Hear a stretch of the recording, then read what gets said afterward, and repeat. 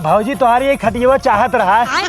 जरूर तोरे ये रिश्तेदार आए हैं, जब तोरे ये रिश्तेदार आवत ना तब तू भौजी खटिया मांगे मेरे आवत है। हमारे यहाँ रिश्तेदार ना आए ठीक बा। तब का करे मांगता है। ये खटिया वाले जब ना दुर्गा पूजा लगाए हुआ ना एक रात की बिछा के लेटब और मूर्ति रखाओ। तो जमीन पे सोवा नहीं भैया जमीन पे कीड़े उड़ा काट ले। चला ठीक बुलाई जा। हाँ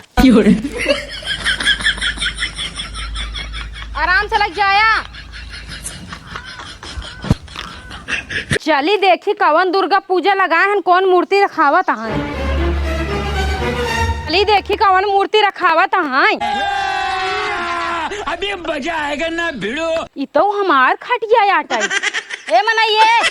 ओए हाँ हाँ हमारे खटिया का करे लेटा है तू के? हाँ हम सुनील के रिश्तेदार ही। देखा ना दिया गाड़ा गजब के झूठ बोले कहन लाई जाता है। का खटिया भौजे दे दा पंडाल में पंडाल रखाओ। ये रिश्तेदार सो होता है मोरम ना।